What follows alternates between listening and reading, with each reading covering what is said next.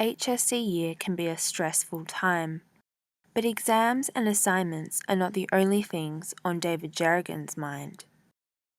This year, David's girlfriend Winona underwent treatment for a brain tumour. Halfway through year 11, she got diagnosed, she started getting headaches, and everyone just thought it was like blood pressure, low blood sugar, and that all she needed to do was just change her diet a bit. And so we tried that, but the headaches just kept coming back and getting worse. And so we ended up going to she ended up going to the doctor after throwing up at school once. They found like a black part in her brain, and so they thought it was a blood clot. And then after further investigation, she was diagnosed with a brain tumour. Although it's been a really tough time, it's important for David to keep a brave face. When I'm with Winona, if I'm with her, I try to be strong and try to be supportive, and in turn that'll make her feel confident and safe. Whereas if I was sad or upset and crying around her, then that'll rub off on her and she'll think, oh, something's wrong, something's not right. Because he's sad means I should be sad. No, it's not a positive way to go about things. According to new data, more than half of all 16 to 25-year-olds impacted by cancer experience high or very high levels of psychological distress. John Friedsom is the Counselling Services Manager at CanTeen. He says the partners of cancer patients are often the most distressed.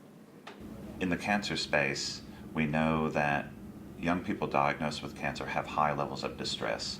But one of the other things we know is that young people in a caring role for somebody with cancer have really high levels of distress.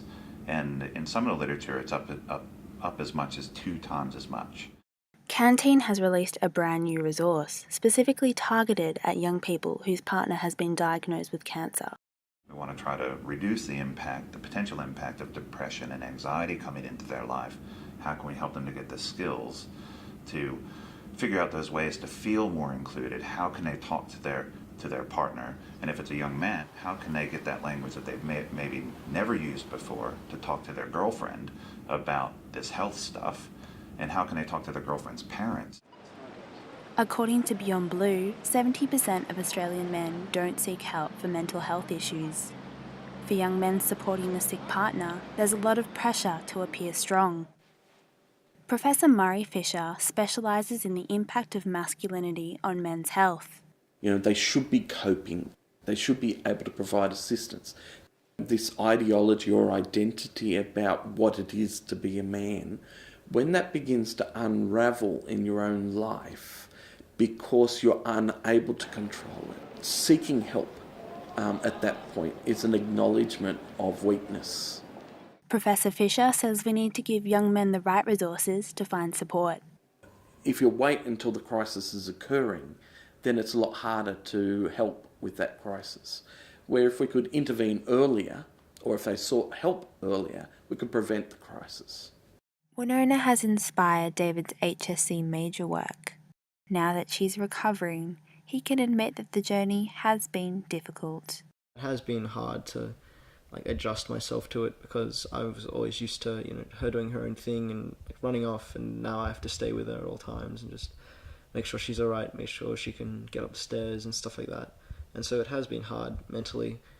The way I deal with it is that if I'm ever down, I'll do something I like and just try and forget about it or move on from it. I'll talk to friends, tell them about it, and they're always supportive. And in the end, you just got to adapt to the situation and just try to stay strong, not only for your sake, but for hers as well. Kate Lilly reporting for The Den.